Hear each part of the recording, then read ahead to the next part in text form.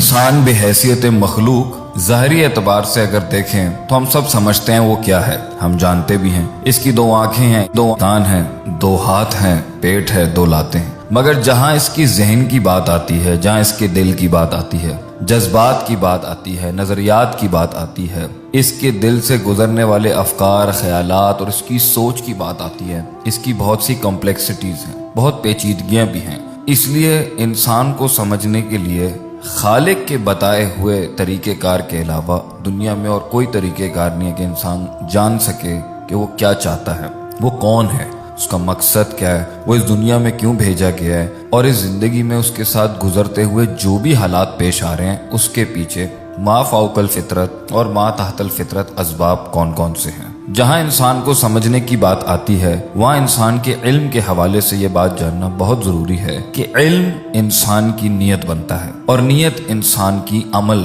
کی شکل اختیار کرتا ہے۔ عمل سے پہلے وہ قصد اور عزم کی وادیوں میں جاتا ہے اور پھر وہاں سے عمل پروڈیوس کرتا ہے، پھر اس عمل کے بعد انسان کو نتائج ملتے ہیں، پھر نتائج کا وہ محاسبہ کرتا ہے، پھر محاسبے کے بعد پھر علم بناتا ہے اور پھر اس علم کے بعد وہ نیت بنتی ہے، نیت پھر ارادہ بنتا ہے، ارادہ قصد، قصد عزم، عزم پھر عمل اور عمل پھر نتائج اور نتائج پھر محاسبہ۔ انسان کے اس پروسیس کے اندر جہاں سے اس کو علم آتا ہے جو خارج میں سے ہے، اور جہاں پہ اس کا علم پروسیس ہوتا ہے، اینالائز ہوتا ہے، ریزن ہوتا ہے، ریشنلائز ہوتا ہے، وہ اس کا دل ہے، اس کا قلب ہے۔ اور آپ صلی اللہ علیہ وسلم بھی فرماتے تھے الا وہی القلب، دل کا خیال رکھنا۔ اس پروسیس کے اندر جو سب سے مشکل اور جو سب سے زیادہ ضروری اور اہم سلسلہ ہے وہ ہے غور و فکر، تفکر، تدبر، تذکر، علم کو راسخ کرنا۔ علم اگر دل کی وادیوں سے آیا اور گزر گیا، دیکھنے، سننے، محسوس کرنے سے، اپنی حس سے، اور اس نے گھر نہیں کیا دل کے اندر صحیح طریقے سے، اور اس نے انسان کے جذبات، اس کی محبت، اس کی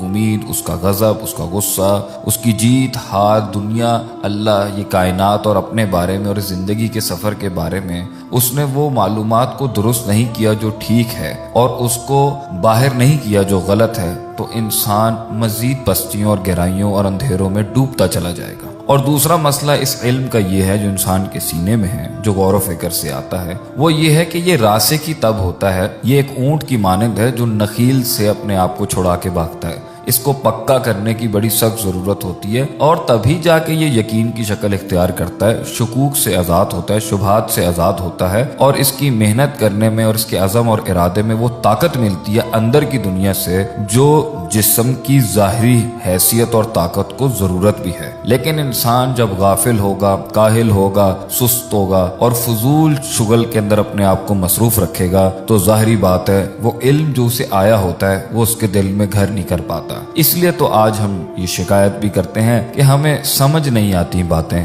ہمیں دین سمجھ نہیں آتا، ہمیں یہ مقصد سمجھ میں نہیں آتا، ہمیں یہ جزا سزا کا سلسلہ سمجھ نہیں آتا، ہمیں اللہ کی باتیں شاید سمجھ نہیں آتی، نعوذ باللہ من ذالک، ہمیں سمجھ میں نہیں آتا، لیکن ظاہر بہت سمجھ میں آتا ہے۔ قرآن میں اللہ فرماتا ہے یعلمون ظاہرا من الحیات الدنیا، کہ ظاہر تو لوگوں کا بہت سمجھ میں آتا ہے کیونکہ اس کے اوپر تو دل کی ساری محبتیں، امیدیں، خوف اور جذبات اور پورا پریشر لگا ہوا ہوتا ہے اس دنیا کو سمجھنے میں۔ وہم عن الآخرۃ ہم غافلون، مگر جو ان پوری دنیا کے پیچھے باطن میں چھپی حقیقت ہے اور اس کائنات کے بعد جو آخرت ہے، جو اندر چھپی ہوئی چیزیں ہیں، جو اجتہاد کر کے آتی ہیں، غور و فکر کر کے آتی ہیں، اس میں انسان سستی اور کاہل ہے اور جلدی اپنی سوچ کو سرسری چیزوں پر لے جاتا ہے جو سرسری نفع دیتی ہیں۔ اس لیے انسان ان کے بارے میں تو بڑا پختہ ہے جو اسے دکھتی ہیں، سامنے محسوس ہوتی ہیں، مگر وہ جو غیب ہیں، الذین یؤمنون بالغیب کے مصداق میں آتی ہیں، اس سے غافل بھی ہے اور نہ اس کے حوالے سے اس کے دل کے اندر وہ پختگی اور وہ اچھے خیالات بھی نہیں آتے۔ تو آج یہ شک شبہات اور یہ دل لگی جو نہیں دین سے بن پاتی، اس کی وجہ ہی یہی ہے کہ ہم ٹائم نہیں دیتے، ہم وقت نہیں لگاتے، ہم سوچتے نہیں ہیں۔ علم کو نیت، نیت کو محبت، محبت کو امید، امید سے جڑا خوف، خوف سے جڑی جہنم، امید سے جڑی جنت، ان سب سے جڑا اللہ سبحانہ و تعالی،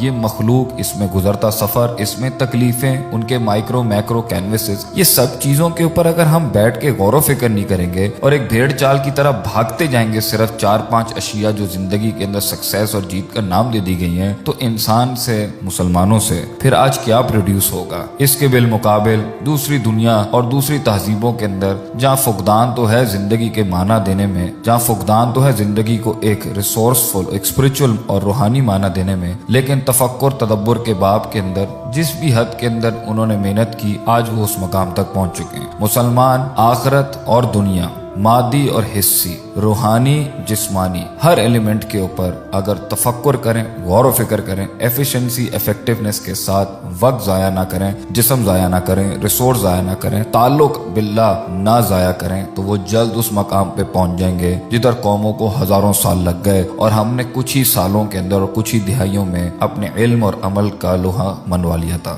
اللہ تعالیٰ مسلمانوں کو دنیا کے اندر یقین، استقلال، دوام اور ترقی عطا فرمائے اور آخرت میں بھی اللہ کا قرب اور جنت نصیب فرمائے۔